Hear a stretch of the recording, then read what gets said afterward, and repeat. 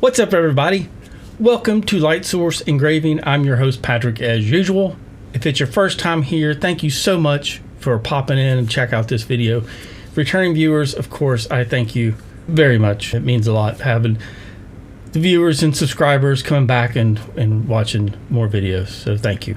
So this is kind of a sad video, but it's one that must be made. I wanted to get a video engraving an urn. Unfortunately, this urn will hold the ashes of my grandmother. Even though it's sad, it's also special for the fact that I'm the one that gets to engrave the urn of my grandmother's ashes. If you would have asked me that a few years ago, I'd have said you were crazy, but now I have the ability to do it. I'm going to do it. I want to show you how I'm setting up the laser to engrave this urn, what lens I'm using, how I'm holding it in place, what I'm using to make sure I get my FUME extraction raised up high enough. And I'll share with you some settings too that I use on aluminum.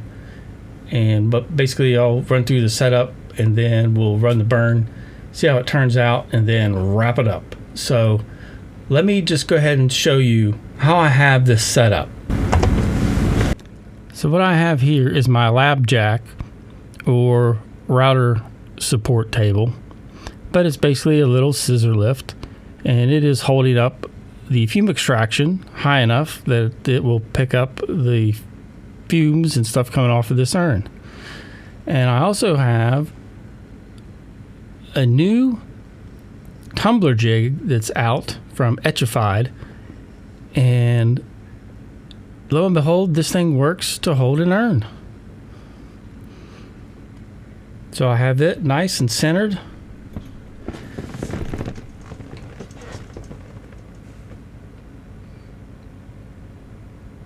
And that's how everything is currently lined up, in place, leveled, and setting on the laser bed. So now what I want to do is show you a close-up view of this tumbler jig, this brand new jig that's being made and sold by Etchified. They don't sell the files, just the jig itself. And I'll put a link down in the description so you can check out their Etsy shop. So here's what the tumbler jig looks like without the urn blocking all of its features. You'll see it has two different levels to hold different items. It has, just take this out. It has thumb screws so you can raise this wing. I'm not sure what he calls this part, but it reminds me of a wing. And I've used it to hold the handle on mugs so that I can hold the mug exactly where I want it. And it's also what was holding that urn in place. Due to its size, it was actually resting on these wings. Now that I've moved it, I'm probably gonna have to re-level it. But that's okay. And then the thumb screws, you can just tighten it right down. There's two of those. And if we look here at the top, there's a little divot. Okay. And that divot also is in this part of the base. Use that divot with my red light to line up the jig center with the galvo head. So the red light just the line that's being framed up and down. Line it up center. You know exactly where this jig needs to be based on that line to have it perfectly centered underneath your galvo head. Here are another two thumb screws,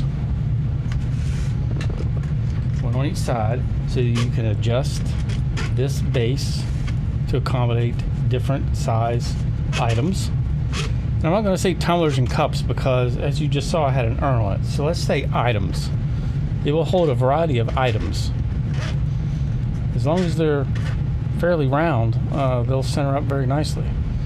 And in case you have a longer item, so if it extends past and you need this to go out further, there is a second set of metal inserts that you can screw those thumb screws into to get some extra length out of that.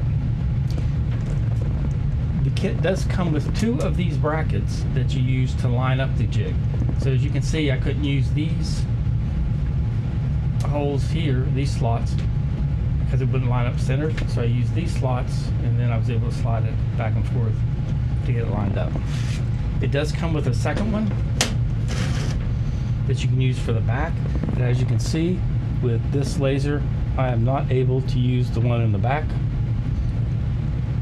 because I can't use these screw holes, and there's nothing to screw the other slots down to. I think that covers all of the features of this awesome tumbler jig. It works really well for different size tumblers, and as you saw, it even works well for this urn.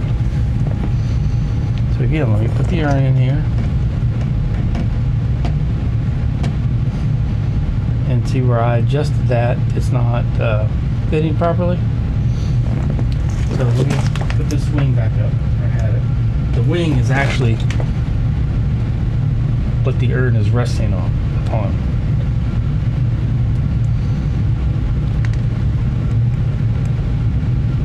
So that's holding it perfectly centered. Then we just adjust this back and forth to get our perfect height. Let's push this forward, and we can change the angle up here at the top and get that more leveled off. But there's an overview of the FUME jig from Etrified, and I'm going to be giving a couple of these away, so stay tuned. I'll probably do a live stream and then give a couple of these jigs away, but that's going to happen pretty soon on this channel, so hit the bell, stay tuned. All right, now I have our urn, this urn in place. It's centered, stable. I did use, like I said, the scissor lift to raise my FUME extraction up to be more at the level of the top of the urn where the engraving will be happening. And then I've had to use my extension, as you can see right here, to raise the tower up. So I normally just leave that extension on, because I'm using a 300mm lens. And to show you what that looks like with the 300mm lens, let's back up here. And here you can see the laser, the gavel head, the tower, and then the urn. So it's pretty high up in the air there. All right, so I have the laser turned on, and I'm running my framing line. Basically what I want to show you is, keep in mind this is much higher. So when I lined this up, I lined the bottom up whenever the lens was down a little bit closer. As it raised up, it did shift to the left just a little bit. So what I'm going to do is place the urn back into the jig.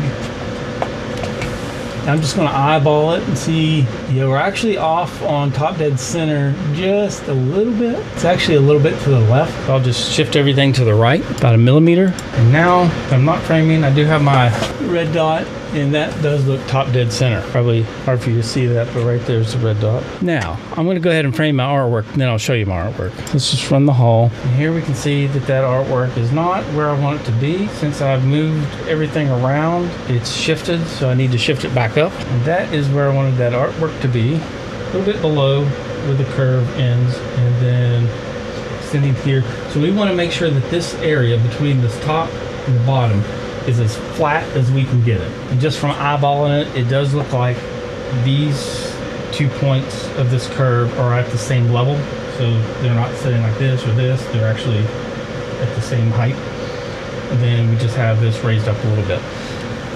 So using the 300mm lens, we will not have to worry about. Now, I do want to check focus again, and I do need to raise this up. So where I need to be in focus is between top dead center and here on the side, the furthest that the graphic is going to extend. I can do it from this side. There's another hand, and that does look like we're about halfway between the most bottom portion and top dead center. That should give us our best chance of staying in focus for the whole engrave. Now the next thing I want to show you is how cylinder correction is set up.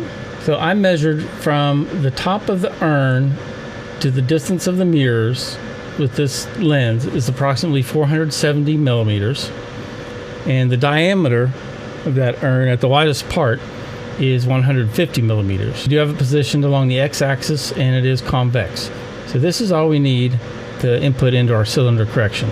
So from top dead center of the urn to the mirrors, and object diameter are the two measurements we need. And once that's in there, you can get your graphic and get it set up, sized, and centered the way you want it. As you can see here, this little framing line, that's the line I used to get the jig centered underneath the lens.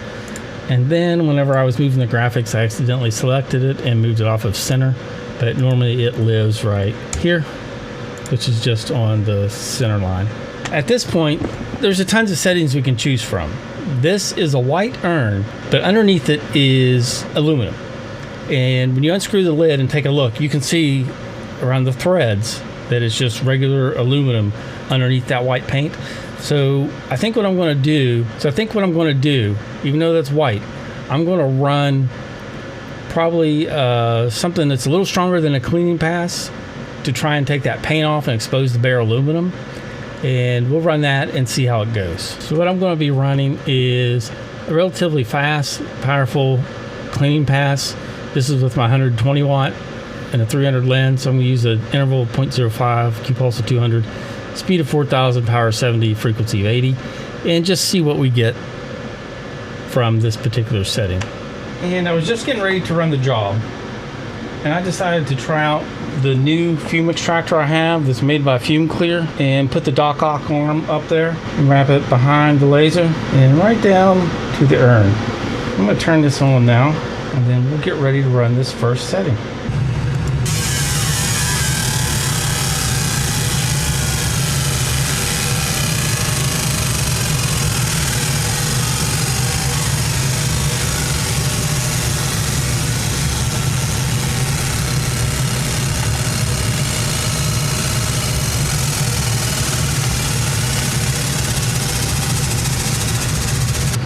Okay, as you saw there, we did expose the aluminum underneath. Now I'm going to run a setting that's going to give me a dark contrast to that white paint.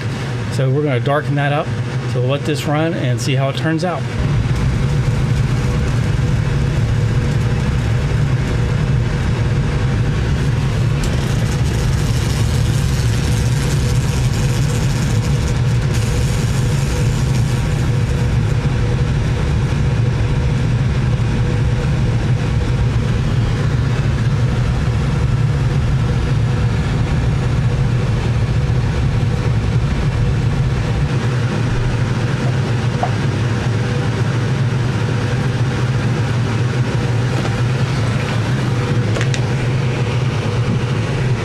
All right, folks, here's the finished urn with those settings that made it nice and dark. So I am happy with that. It looks good. And you'll notice that setting was aggressive. It does leave a rough surface, but it's definitely engraved, and I like the contrast.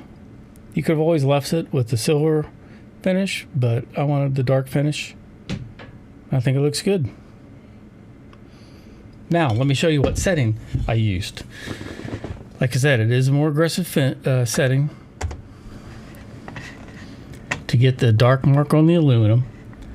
And it's a speed of 1,000, power of 80, frequency of 80, Q pulse of 200. This is with 120 watt with a 300 millimeter lens. So that'd be comparable to roughly a 60 watt, 200 millimeter lens. It'd be in the same ballpark.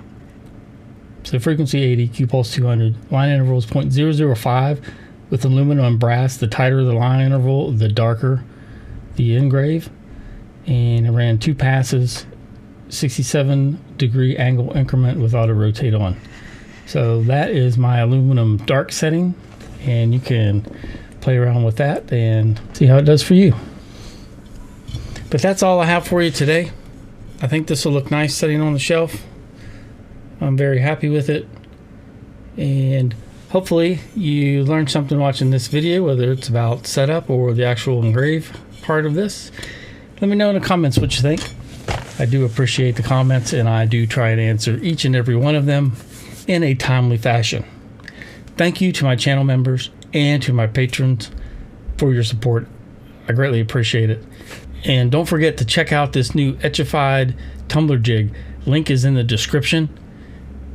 And I'm going to be giving a couple away pretty soon, so make sure you hit the bell so you get notified when I have a new video or live stream in case that is the one with the giveaway. And I think that's all I have for today. Oh yeah, most importantly, everyone, have a great day, and I'll see you in the next one.